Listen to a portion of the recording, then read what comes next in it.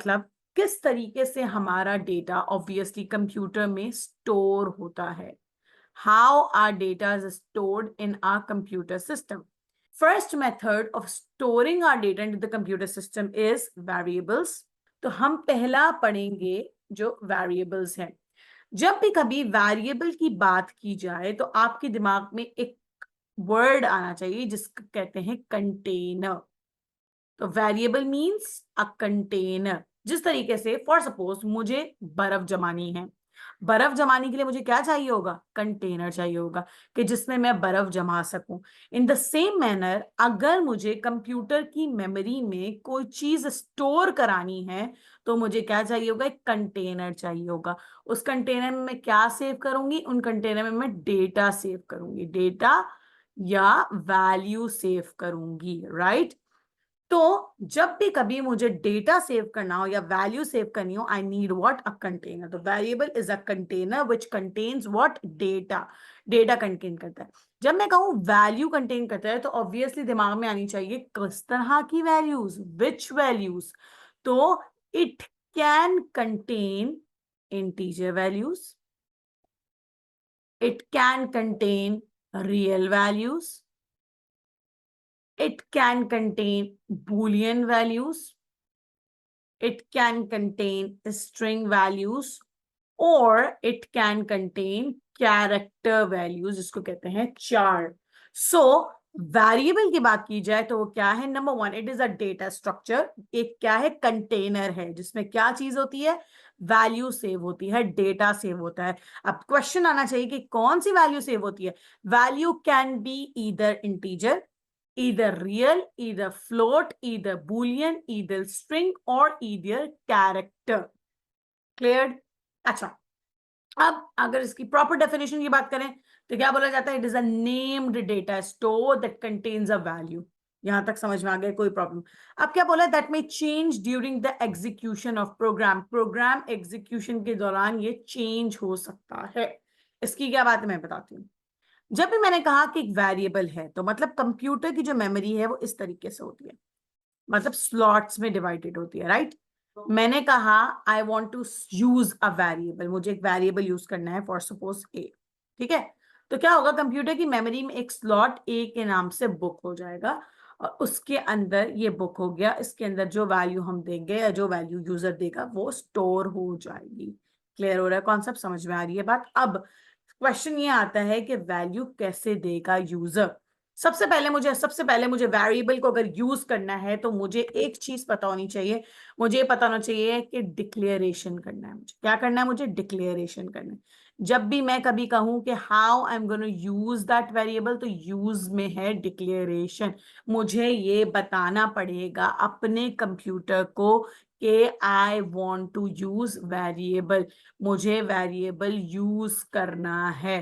ठीक है, तो जब भी कभी मैं ये कहूं मुझे कंप्यूटर को कि मुझे वेरिएबल यूज करना है, so what I am going to do, I will always say I want to declare a variable.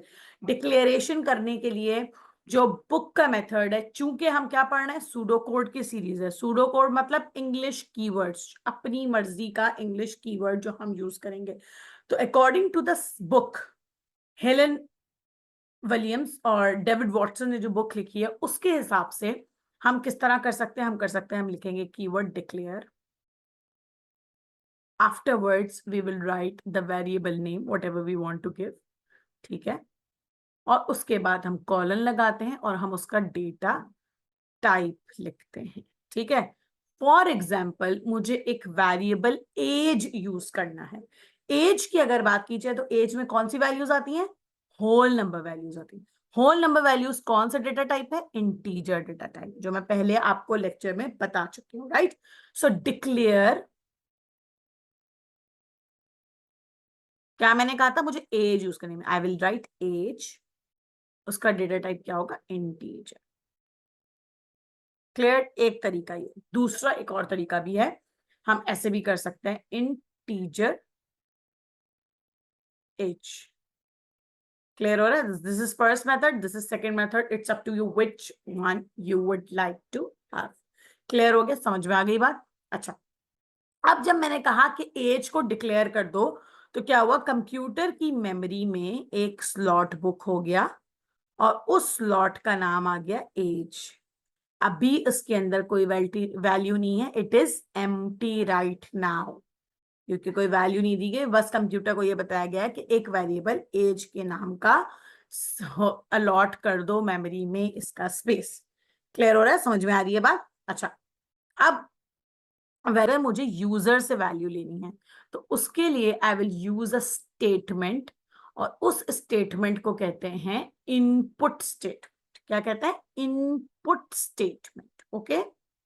और अगर मुझे एज अ प्रोग्रामर मैं खुद वैल्यू देना चाहती हूं, अगर प्रोग्रामर खुद से वैल्यू देना चाहता है, सो इट विल या he will be using assignment statement. Assignment statement वो यूज करेगा। क्लियर हो रहा है कॉन्सेप्ट? समझ में आ रही है बात? तो अब ये कैसे होगा ये देखते हैं। ऑलराइट, तो हम वैल्यू पुट इन करेंगे।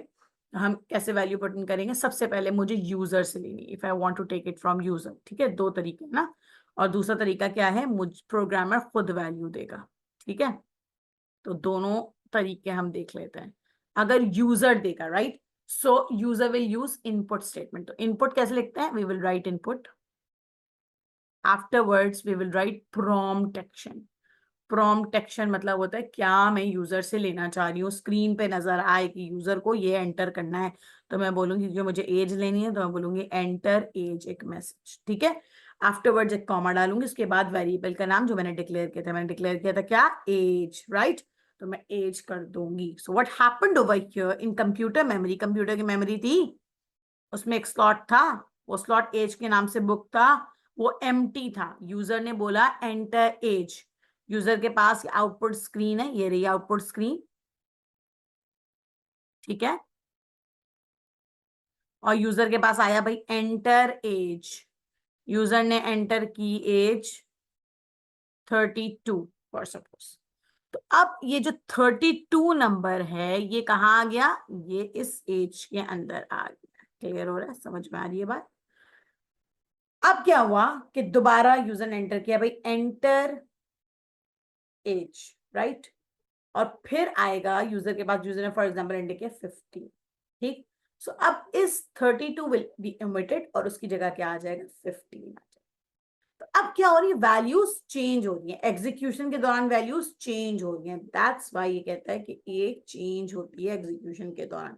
इसका मतलब ये है कि हमें एक और बात समझ में आई, वो ये आई कि वेरिएबल्स में जैसी ही न्यूअर वैल्यू आती है, ओल्डर वैल्यू वेरिएबल की रिमूव हो जाती है। अब बात करते हैं प्रोग्रामर कैसे वैल्यू डालेगा।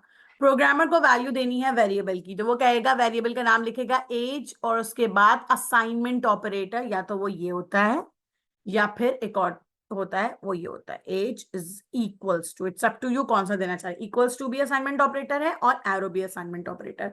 एज और उसकी वैल्यू दे दो, whatever value want to give, for suppose 32, for suppose 15। Are you getting my point? Is it clear? तो अब जब कंप्यूटर की मेमोरी में डिक्लेयर किया था ना, तो उसके बाद उसी डिक्लेरेशन के बाद आपके पास उस स्लॉट के अंदर 32 आ जाएगा। क्लियर हो रही है बात? समझ में आ रही है बात? Any problem? नो। फिर उसके बाद नेक्स्ट लाइन पे आएगा, वो एज एक वक्त में एक ही डिक्लेयर कर सकते हैं, एक ही असाइन कर सकते